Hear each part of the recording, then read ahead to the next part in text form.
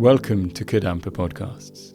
These podcasts offer practical solutions to daily challenges and help guide us to a happier and more peaceful state of mind. In each episode, you will find an extract from a teaching given by one of various Kadampa Buddhist teachers worldwide. All these teachings are inspired by the profound wisdom of Venerable Geshe Khalsang Gyatso Rinpoche, a Buddhist master for our time. We hope you enjoy listening. Develop the mind of gratitude. Now there's ordinary gratitude, which everybody knows about, and then there's pure gratitude, which very few people know about. So when I say the word gratitude, don't just switch off and think, oh, I know that one. Just think, oh, I wonder what Buddha says about gratitude. Because to be honest, if you look in the index, you won't find it. You won't find it in Buddhist, in our books. Where you will find it is in the section under cherishing others, which we've already looked at as the opponent to self-cherishing, which is the underlying delusion of loneliness, which is a delusion. The pain of loss, grief is a delusion, because those two minds, those two feelings are painful. They're unpleasant, therefore they're delusions. And we've learned that the underlying delusion of all delusions is the root mind of self-cherishing ignorance. It's something we don't know about until we meet Buddha. You know, when we meet Buddha, we learn that we've had habits since beginningless time that have been hurting us. And so they illuminate for us what has been holding us back from healing and becoming our best self. So one of those instructions is that self-cherishing, which doesn't mean that we shouldn't care for ourselves. It means we need not to believe that we are more important than everyone else. So it's that mind that produces loneliness, the pain of loss, and so forth. So the opponent to that mind are all the teachings on cherishing others, which is pretty much the majority of this book, How to Transform Your Life. So any chapter that has the word cherishing in it, read it.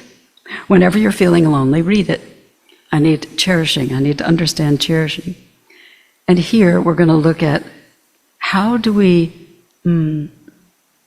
develop this mind of cherishing others, balancing ourselves and others, not exaggerating our own importance. We need to contemplate their kindness.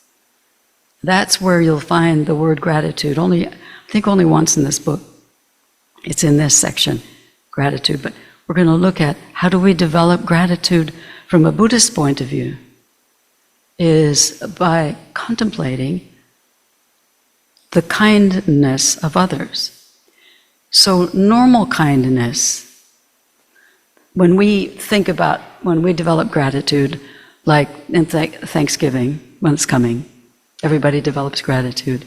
You can tell me if I'm wrong, but it seems to me that in general, we're remembering when people did good things for us, right? They were kind, they benefited me, they did this, they did that. And you just think, I'm grateful because they had an intention, presumably, to help me. In Buddhist teachings, it's deeper.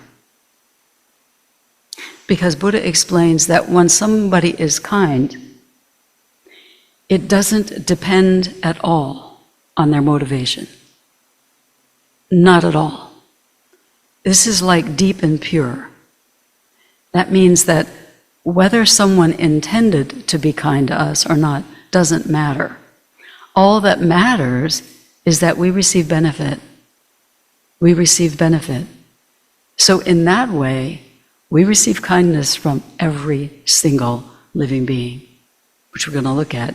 Even the ones that are behaving badly, we work up to that. We realize that without their behavior, I would never develop the good qualities that I value in myself. If somebody doesn't irritate me, I can't develop my patience. If someone isn't ungrateful to me, I can't develop my unbiased love, and so forth. So we're going to look at that. What we're going to start with is just remembering the kindness of being born. I always like to say, for me, maybe it's just me, but there's just kind of this underlying, I've kind of just earned everything I've done. I've worked really hard and I've got what I've got because I did all these things. This is really wrong. This is not true. That's just deluded pride, thinking that we did something on our own. I'd like you to think this week, can you see if you can think of anything, this is a test, that you accomplished all on your own. You did it all on your own without anyone. Because we live like that a little bit. That just increases our self-cherishing. That me, I did it. I'm the best. I've accomplished all of this. In Buddha's book, How to Understand the Mind, deluded pride is really just very simple. The definition is being puffed up for no reason, no good reason, which means we just think we're better than others because we've done all these things. It's much healthier to think, without others, I can do nothing. Nothing. So what did we have to do with our birth, for example? Nothing. Somebody gave us birth, we did nothing. I remember the first time I heard that and I thought, well, they were lucky to have me come in through their body. They're lucky my mom was lucky. No, I didn't think that very much, but there's a part of us that just doesn't really naturally think, I have done nothing on my own ever. This big. So when we develop gratitude, we're acknowledging that without others, nothing. I can do nothing. I wouldn't even be here. I wouldn't have been born. So our birth, Geshe-la, the author of this text, he says on page 126, it says, in short, we need others for our physical, emotional, and spiritual well-being. Without others, we are nothing. Nothing. Now that's not to make you feel bad about yourself. That's for you, because we like to think, we spend our whole life trying to be better than others, don't we? Who doesn't do that? We're raised to do that. You need to be the best, be the top of the class, be the best on the team, be the best cheerleader, be the best football player. If it's not the best, it's not good enough. So we have a lot of external influence that makes this natural delusion deeper. And when we're not the best, we get depressed. Children have so much competition now, more than ever, I'm told. And if they can't be the best, they get depressed and they're in third grade. So we know that that's not a positive, healthy attitude. So this is when we get to look at it. So I'm going to flip back to our birth. Our body, so now we're just going to contemplate, just think about what I read from the text and let it touch your heart, see if it resonates with you. Our body, for example, is the result of the kindness not only of our parents, but of countless beings who provided it with food, shelter, and so forth. Even if your mother gave you up for adoption, somebody did the mothering things. Somebody took care of you. Somebody provided food for you. As we all know, when we're born as a human being, unlike most animals, we can do nothing for a long time. We're dependent for a long time. All of our skills and abilities come from the kindness of others, which means we benefit. We had to be taught how to eat, how to walk, how to talk, how to read and how to write. You know, the community of this center rescued a little baby cat in the last storm. And I was looking at him. His name's Bamboo, by the way, if you want to see him. Don't line up today, but... So they found this little tiny cat. And you know, he already could use a litter box. I don't know if he got taught or not. We are not that skillful. It takes a long time. We're in diapers, you know what I mean? It's like a little baby cat. He knows sand. And I just think a human being is so helpless to that little guy, right into the litter box. We're so delighted. But a human baby needs a lot more attention for a long time. We need to be grateful for that. All of our skills and abilities we develop through the kindness of others. Even the language we speak is not our own invention, but the product of many generations. Without it, we could not communicate with others or share their ideas. What if we couldn't talk? You know, what if we couldn't talk? You know, there are some people that can't talk. It's so difficult. So we think, I've benefited from the activities of others since the beginning. I had to be taught everything. So normally we just don't think about these things. But in order to develop our best version of ourselves, the mind that cherishes others based on wisdom and develops gratitude based on wisdom, we have to go back and allow our mind of gratitude, remembering the kindness of others, all the ways that we've benefited from the actions of others. What that does is it ripens our wisdom. And as our wisdom grows, our pure gratitude grows. In other words, we start to feel remembering the kindness of every living being. In fact, we won't be able to find anyone that hasn't been kind and benefited us.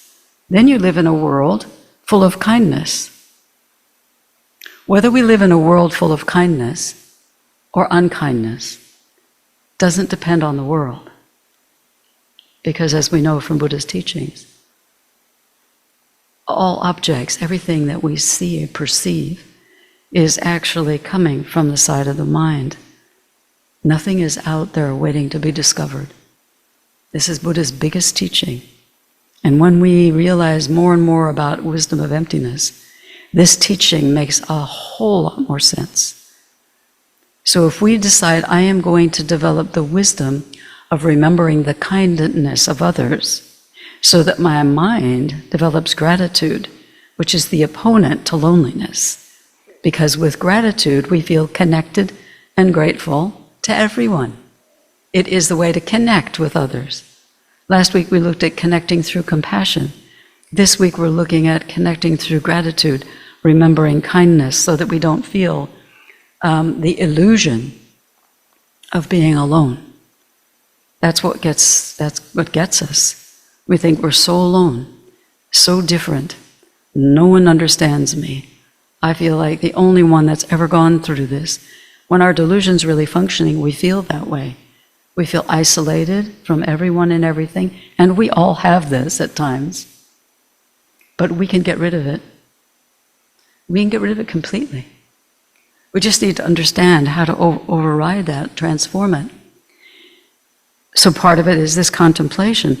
We have to be reminded of the kindness we've experienced. And then through our wisdom, we think, yeah, of course, this isn't refutable. I did not teach myself to talk and walk and eat. That was a kindness because I benefited from it. It doesn't matter whether the people that did that for me had the intention to help me. I benefited. That equals kindness. It's very different. We could not read this book if we didn't know how to read or communicate. We couldn't read this book. We couldn't learn spiritual practices, even think clearly. All the facilities we take for granted, such as houses, cars, roads, shops, schools, hospitals, and the internet. That was added with the last edit, and the internet. What would we do without the internet? Instead of being angry at the internet, which a lot of people just default, the internet doesn't make you angry. It's our mind toward the internet. If we see it as a valuable tool for connection, it's a valuable tool. If we see it as a way of flourishing Dharma, for example, it's a valuable tool. If we allow it to stimulate our delusions, then we did that. We used it in the wrong way. We allowed it to stimulate anger. You see what I mean? Is that without the internet, think of how many people it takes to keep our internet going. And what happens when it goes down? It's like global panic. The internet goes down.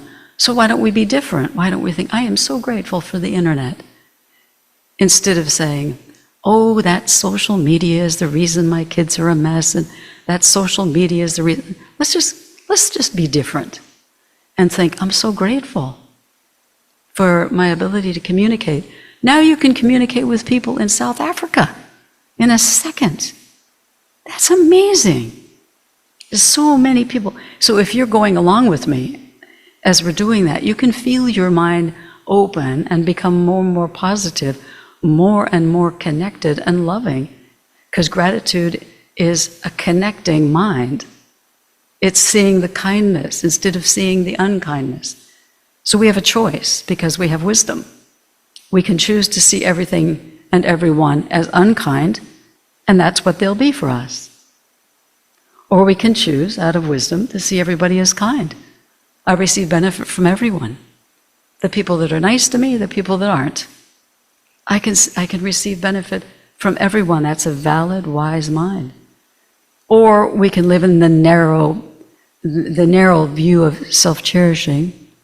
I'm so alone, no one cares, no one knows how I feel. And you can feel your world closing in on you. And you know what's closing in? What's doing that? Is that uncontrolled delusion of self-cherishing, saying, you're alone, I'm the worst, I'm never going to improve. You can feel your mind go like that, and tight, and stuck. This mind of seeing kindness is a mind opener. Do you see that? And you can just start with your birth, and just sit down and meditate, remembering the kindness of all the living beings in your life that have helped you.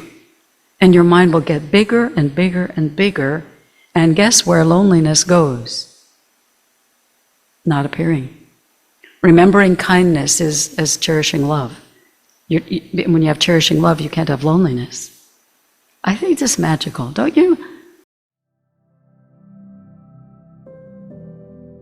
If you feel inspired by this podcast, then dive deeper into timeless wisdom of modern Kadampa Buddhism by following the link in the episode description. We look forward to reconnecting with you in the next episode of Kadampa Podcasts.